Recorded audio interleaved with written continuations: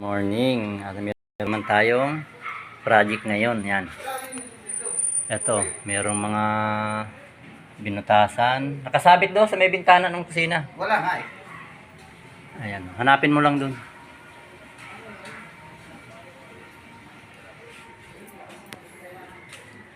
Ayan. Ito yung ating mga materyales para sa ating ilaw sa tokador.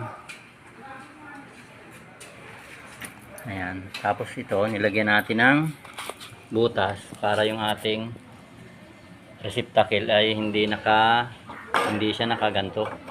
Hindi siya nakalitaw, oh, 'di ba? Dito natin siya ilalagay sa likod. Ayan. Para kunti lang yung litaw ng ating receptacle. Ayan.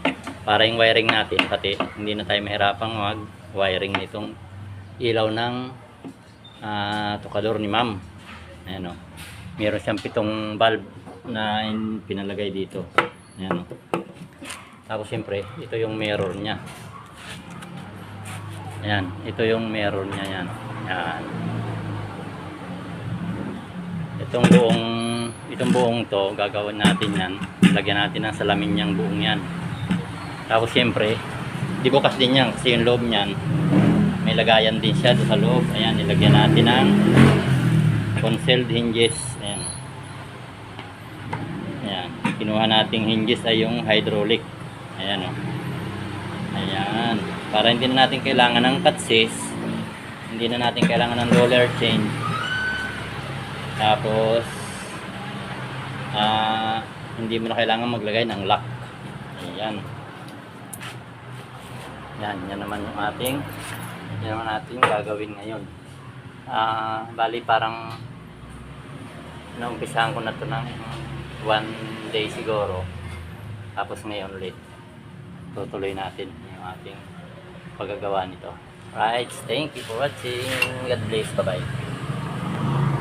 Tingnan na natin yung ating mga receptacle. Ayan, oh. Ayan. Ito na yung ating unang wiring. Ayan. Punta dito. Doon tayo magtatapos sa kabilang dulo dahil nandun yung ating supply. Para continuous yung ating mga supply dito. Hindi na natin yan ikakat. Yan. Babalatan na lang natin yan. Tatawid siya dyan. Dire-diretso. Papunta doon sa lahat ng receptacle, mga kabulig. Para hindi putol-putol ang ating wire. Yan. Kailangan nating balatan lang yan. Natapos na nating linyahan. Ayan. Ayan. Continuous wiring natin. Ayan, oh. Ayan, ngayon naman ay ang gagawin natin ay atistingin muna natin kung ari ba'y malakas pumutok. Ayan. Ating balatan na ring kabilang dulo. Ari ang kabilang dulo ay balatan natin na ring kabila. At ating lagyan ng lagyan natin ng isang bumbilya dito. Kahit saan. Ayan, nandito yung tapos ng ating wire. Dito natin lalagyan sa pinakadulo ng bumbilya. Tara, kumuha muna tayo ng bumbilya dito. Ayan, kunin muna natin yung bumbilya dito. Meron tayong pang testing. Ayan, medyo mataas. Para may pang testing tayo. Ayan. Ikabit natin dito sa pinaka dulong receptacle. Ayan, tapos siyempre kuha tayo ng extension cord. Ayan, hiramin muna natin itong ginagamit ng kasama natin sa Hardiplex. Ayan, saksakan muna natin ng ating ayan, ito balatan muna natin. Ayan, balatan ko muna yung dulo nito para matesting natin kung mayroon ng power.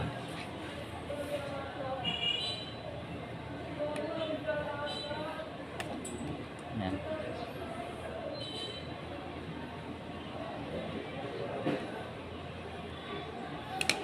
Ayan guys, saksak na siya natin dito. Ayan, oh, buong buo.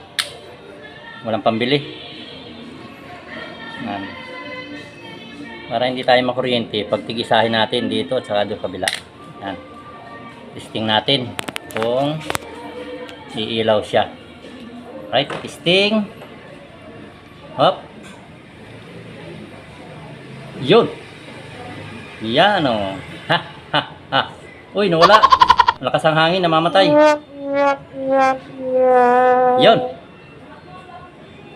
Yan. Ay, namamatay. Takpit, malakas ang hangin, namamatay. Oh, hop. Ayan. Andito tayo sa pinakadulo, kaya sure na yan. Sure na yung power natin. Ah, tropa. Nasiram lang tayo ng extension. Aba, mukhang may bahaya ng ibon dyan. May butas. Ayan, nasa pinakadulo na tayo, kaya sure na natin na mayroon lahat yung ating receptacle dyan. Ayan, oh.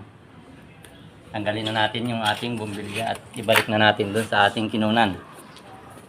Ayan, shout out, Togs. Shout out sa'yo.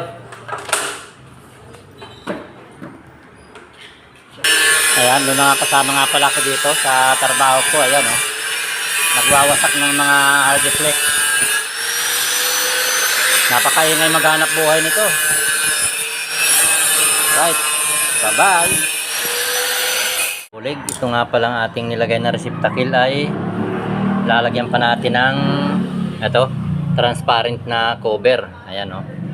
Meron tayong recycle dito na pinagtanggalan ng laboratory P-trap. Ayan. Ito na lang yung gagamitin natin dito. Ayan, oh. Ayan. Para hindi siya mahawakan nung gagamit, para hindi siya makuryente. Ayan. Kasi baka mamaya may kunin siyang gamit dun sa loob ng tukador. Mapasuot din yung daliri, ay siya ay makukuryente pa. Ayan. Kaya nilagyan natin siya ng transparent na cover. Ayan. Ito, meron pa tayong lalagyan. 4. Ayan. Meron pa tayong panglagay dyan.